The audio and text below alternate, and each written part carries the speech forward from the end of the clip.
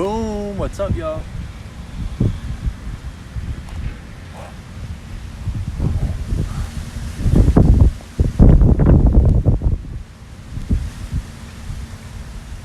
Hopefully it's not that windy for you all. I'm gonna try to get close to the camera as I can. I don't think it's filming. Why isn't it filming? I don't see anybody. Give me some hearts. If you can hear me, if you can see me. There we are. Okay, cool. So I'm at the Bay Pines VA medical facility. And I am in my second PTSD appointment, follow-up. My next appointment is the 27th of this month, which is huge. After the second appointment today, she went to the front desk, and I thought it was going to be March 6th, which is like, 7 weeks from now. But there was an empty spot. So it's going to be next week, not this next Monday, the next Monday. 9 days from now, I have my third follow-up. Now check this out. So, I'm here for a whole bunch of reasons, y'all. There's so many reasons why I'm here, good and bad. So for this specific video, I'm going to talk about EMDR. I think that's what it is, EMDR, and it's a therapy that can help you heal with past traumas, especially like PTSD related, mental health related, military sexual trauma, stuff like that, where they use sounds and then sounds for therapy. So you kind of talk about, the event that might be triggering you, that happened to you, that maybe you're kind of a lacrosse, that you're kind of more of an introvert and you isolate yourself from others, or maybe, you get anxiety when you're in a public place, or you get anxiety when, you have to read out loud, or, when you're at a public place, you put your back to the wall so nobody's behind you and you make sure you can see all the exits, stuff like that. And so I think like my next 10 therapy sessions one-on-one is going to be this. It's almost like a hypnosis type thing. They do like this eye thing. I really don't know, so I'm excited about that. And again, I took the shuttle today. I wouldn't be able to be doing any of this unless it wasn't for the homeless shelter. And I got a haircut today, y'all. Check it out. A little crispy action. Beautiful ninja cut my hair today. I didn't even know there was a barbershop in here. I just saw a barbershop and a ninja flipped in there. I was like, hey, you do mohawks? She said, yeah. So I was like, what? So did that. And I thought it was free, but it was $10. And then she said, well, since it's only, mohawk, I'll charge you $5. And I barely have any money. I had to use my laundry money, my coins, and I tipped her $4 in coins. I wouldn't have any money unless the homeless shelter had quarters for my laundry so my butt don't stink. So I finally got my hair did, and there's something about, having good, your physical appearance is big. And I got these new glasses, y'all, from the homeless shelter. Boom, they're these bifocal, trifocal, there's these little sphincter things here where it's like I gotta read. They're hard to get used to because when I'm looking, there's like this line right here. I think I would like another pair that doesn't have this, but these are good for like when I'm editing videos. So when I look down, like I can see, like everything is in HD. Like when I take them off, I'm blind. So that's what's going on today. And yesterday I went to a chronic illness seminar, class, whatever you call it, at the homeless shelter. I actually volunteered to go to that. The people that were in there go there to get dental credits. So there's a lot of homeless people that have really, really bad teeth, if they even have teeth. And what's really, really cool about the homeless shelter is that they actually do like the really, really expensive dental work. Like they'll make moles in bridges and do all of that stuff. And we're talking tens of thousands of dollars. And so there's a lot of homeless humans that are missing a section here or missing all of their teeth or whatever. And they cover basic dental. Like I've gotten 4 cleanings, y'all. I didn't even have any cavities. And that hurt.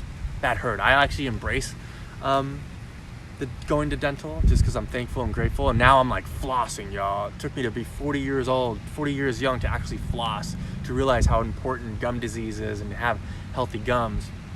But so this class was, I actually think it should be mandatory, this chronic illness and mental health thing. Lauren's the one that teaches it, but I think I was the only one that went there that volunteered. And it was the second week. I think it's a 6-week course, so I missed the first week. And the guys that are in there, they go the 6 weeks and they get I think it's $250 per credit per class that they can use for dental. How amazing is that? Super, super cool. So one thing I really wanted to speak on is that, I got this really, really cool book. Let me show you this book I got.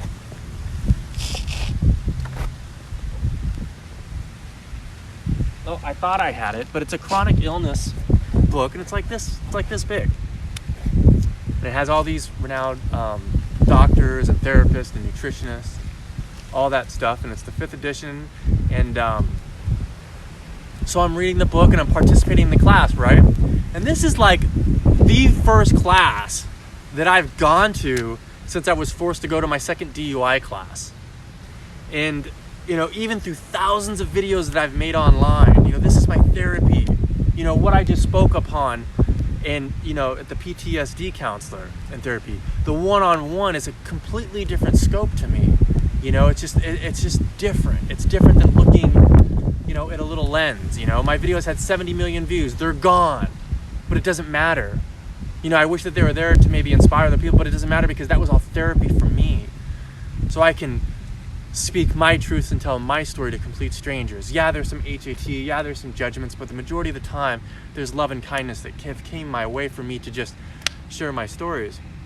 But I don't have that much experience in one-on-one or even group therapy in real life, unless I was forced to do it, with my 2 DUIs.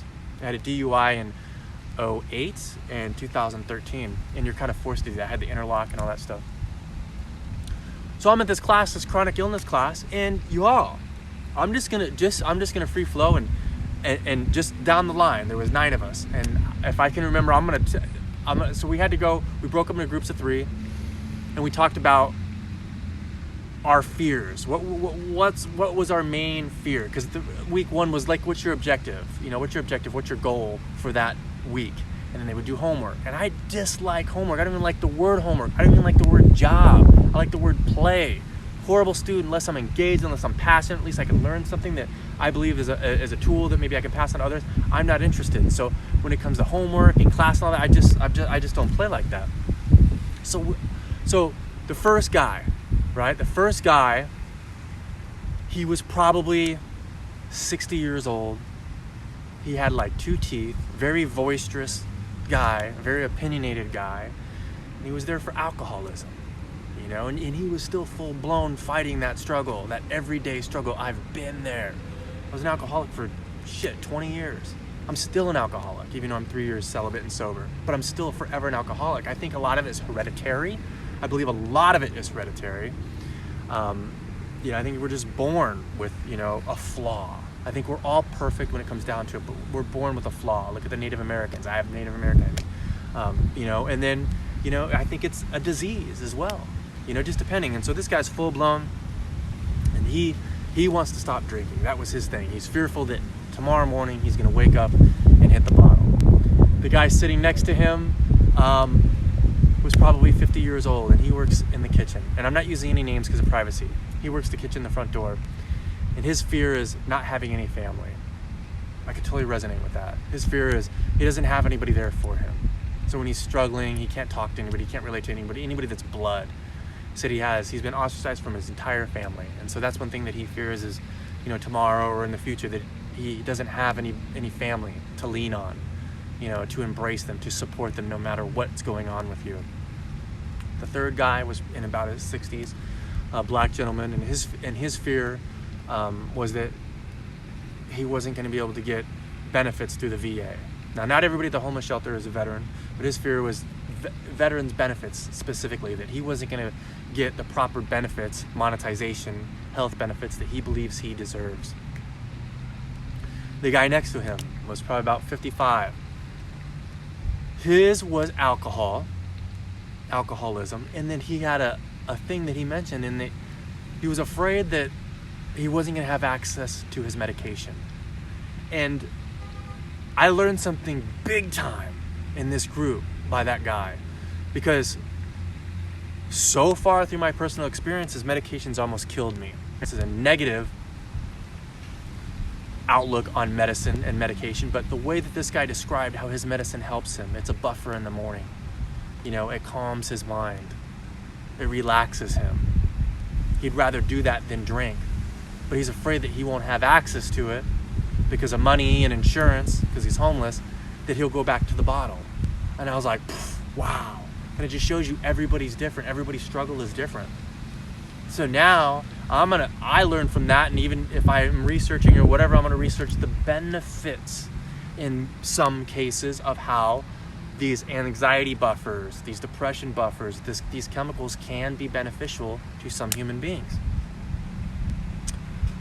There was another guy named Lindsay. Now this ninja was about 70 years old, as frail as you could be, you know, smoking as much as you could possibly think someone could smoke. Probably one of the most unhealthy persons that you could probably think of.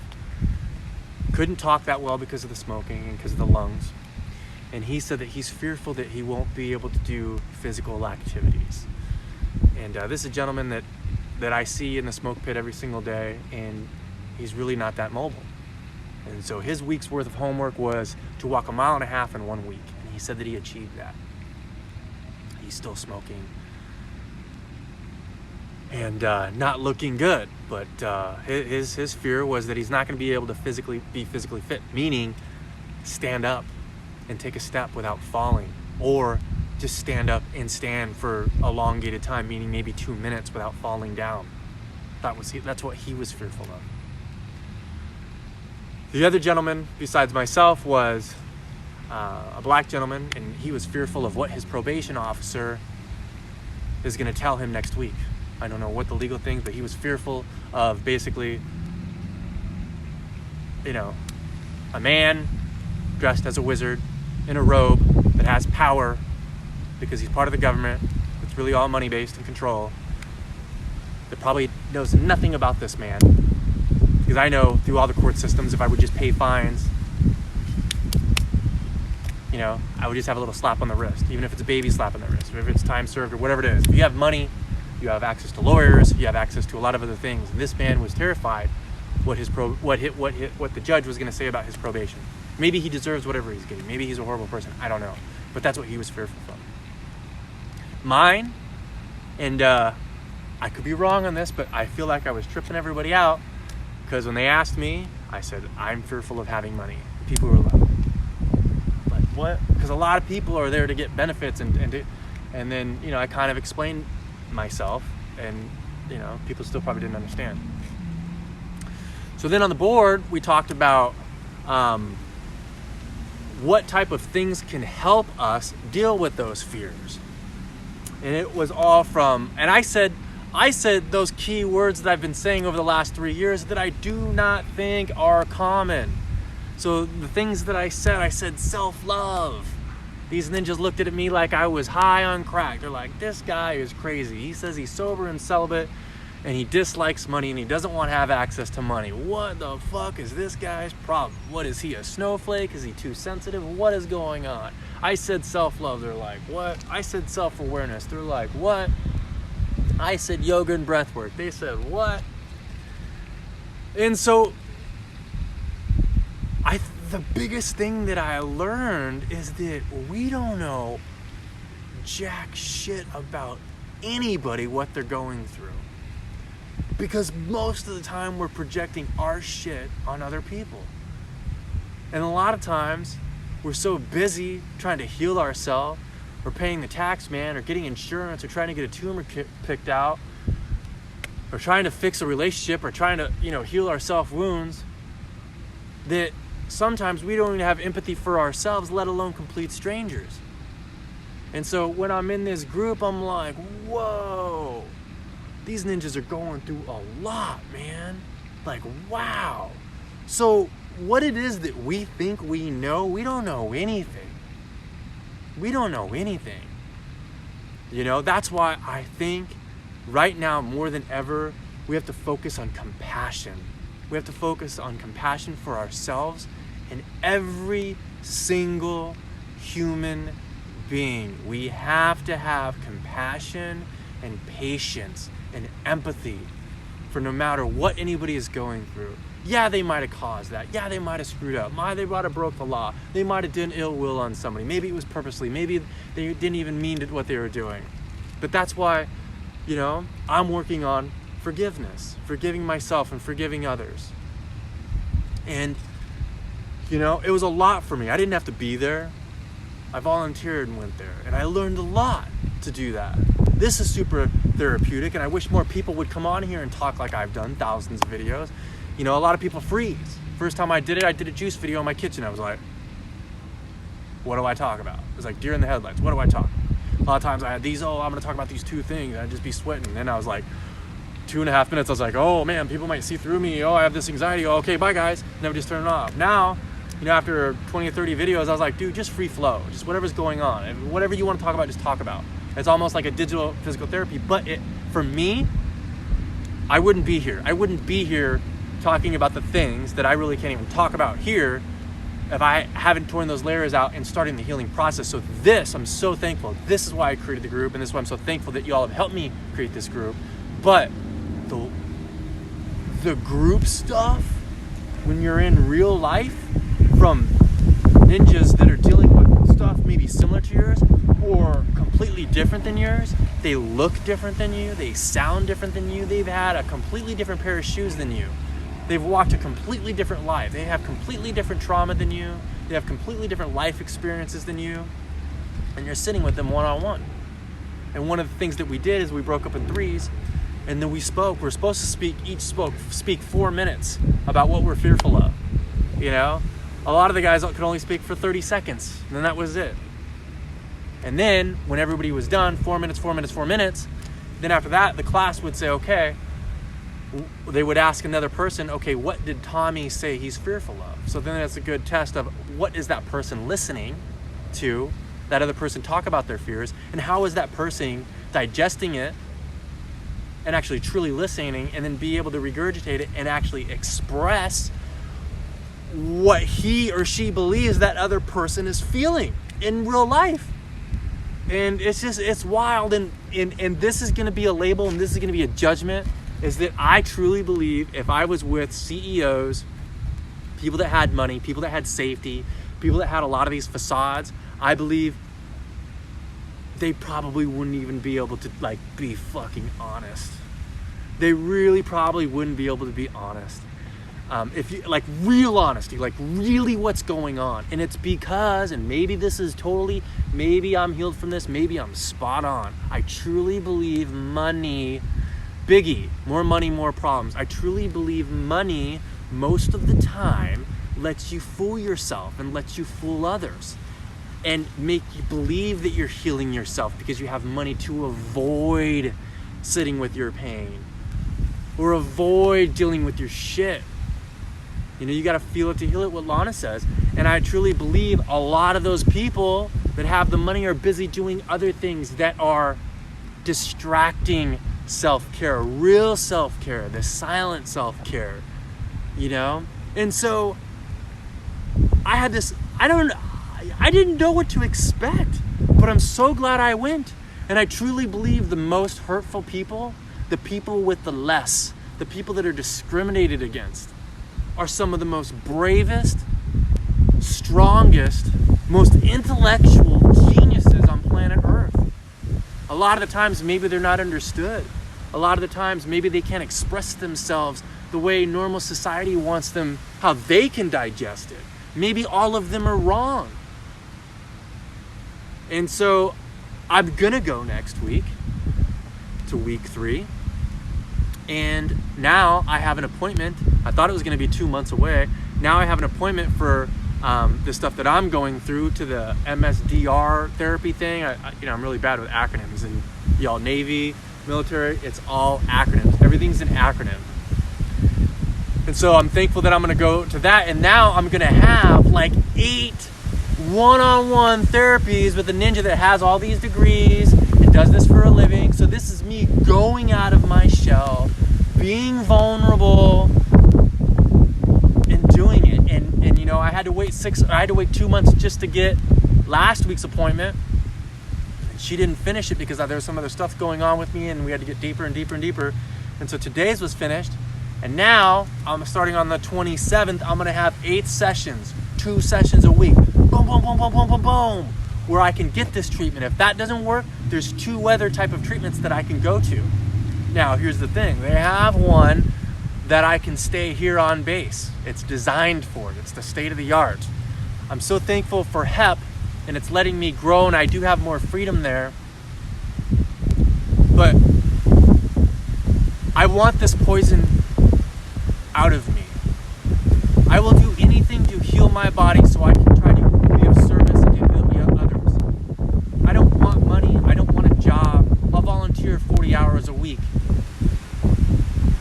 I don't want to do something because I'm expecting something back from it. And I will hang out with what people think are destitutes, what people think are bums and hobos. I don't care. I don't care if people call me that.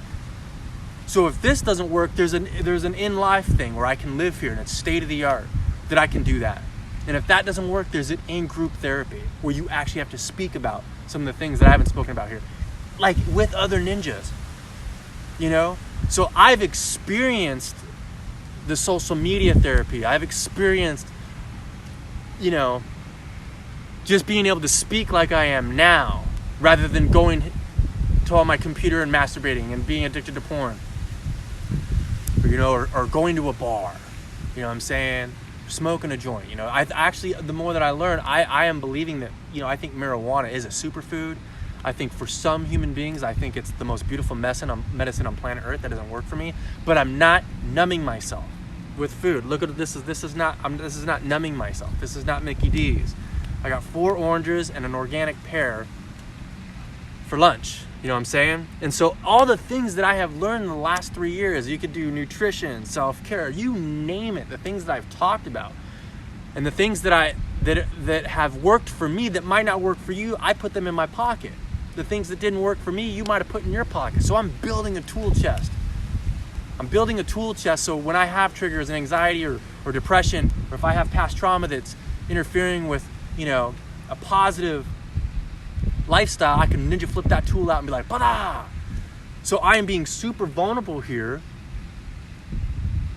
at a military establishment because I served those 4 years as a Navy combat vet, even though I have a lot of distaste for this whole military industrial. And I mean, y'all, when I was in the North Arabian Sea, we dropped 31,000 tons of ammunition on Al-Qaeda in Afghanistan. World weapons of mass destruction, it was a lie. So I have that karma in me. There's some people that would disagree with me. That doesn't make me a less honorable vet. But I helped that mission. I was on the flight deck loading the missiles, loading the jets. Like so I have that. But yet I'm thankful that I'm a combat vet because I have access to this. But I don't even think that should exist. You know, I don't think a lot of the stuff, the majority of the stuff that we do all day, every day, should not exist. We should focus on loving one another, focus on getting fresh air, fresh sunlight. We shouldn't even be wearing clothes, y'all. You know what I'm saying? We should be growing our own food. What are we going to war for? Just so we can have the minerals and the materials for these phones and the oil for all this. You know, I mean, we're poo-pooing on planet Earth, y'all. So a lot of the stuff that we're doing, the lamestream media, all the story, the division, is caca. It's straight caca. And what that does is it numbs you for thinking for yourself. They don't want you to think for yourself. The healthier you get, the more enlightened you get, the more light you have in your heart, the more that you can think for yourself. And the more that you can think for yourself, the less control there is. So I am going to I am better than nobody I'm not gonna lie, these preconception labels. These 60-year-olds that look worse than me are still in their, their disease and they're still alcoholics, they're still crackheads. That doesn't exist with me anymore. I am no better than anybody else. No better than anybody else. And I will go anywhere and I will talk to anybody and I will unlearn whatever I have to unlearn so I can learn what helps me heal. No matter what I have to do, I will risk my life. I will risk my life so I can become the best human being and the best father I can be. And it's not comfortable and it's hard, it's irritating, it sucks, it's annoying. But I'd rather be doing that than numbing myself with all the other bullshit that I just talked about. So, that's what I want to talk about, chronic illness and mental illness. Do whatever you can, y'all, to better yourself and so you can help others. I love you very much. Thank you for letting me talk and thank you for letting me engage in this therapy because it's super helpful. I'm gonna eat these oranges, eat this pear, make a dance video. Now I got this clean little cut. What? I appreciate all of you. Keep it raw, stay rad. What? Bye, y'all.